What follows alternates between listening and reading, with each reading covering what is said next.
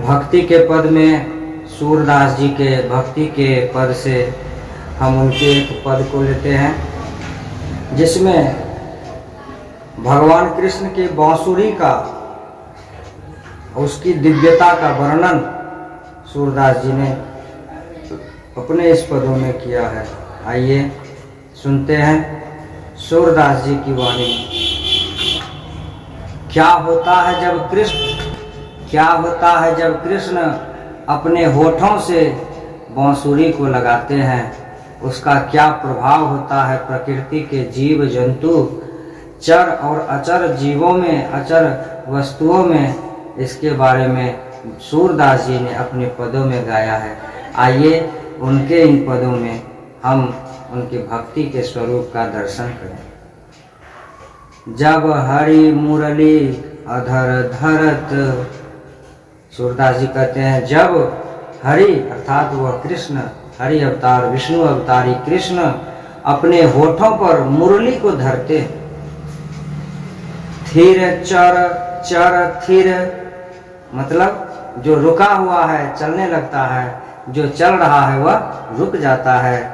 पवन थकित रहे जमुना जल न बहत, पवन थकित रहे, हवाएं भी वहां आकर मंद पड़ जाती है, लगता है जैसे बांसुरी की धुन में वो बेसुध हो गया हो। पवन भी थकित हो जाता है, थकित मन वहीं पर रुक जाता है, थक करके हार करके वहीं रुक जाता है। जमुना जल न बहत, और जमुना की जल जो बहती है वह भी बांसुरी को सुन करके अपना बहना भूल जाती है, जमुना भी बहना भूल जाती है। खग मोहे मृग जूथ भुलाही, खग मोहे, खग मन पक्षी चिड़िया सब मोहित हो जाते हैं। मृग जूथ भुलाही, मृग जूथ हिरणों का झुंड भूल जाता है अपने को, वहीं पर बांसुरी के धुन को सुनता हुआ वह बेसुध हो जाता है। निरखी मदन छवि छरत, और वह एक टक भगवान कृष्ण को बंसी बजाते हुए, उस हरि को मुरली बजाते हुए एक टक देखते रह जाते हैं, निरखते रहते हैं।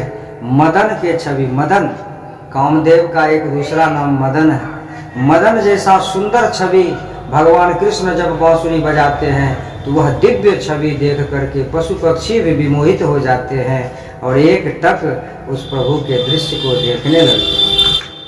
आगे हरि के मुरली का वर्णन करते हुए सूरदास जी कहते हैं, पशु मोहे सुरभि भी थकती, पशु भी विमोहित हो गए हैं।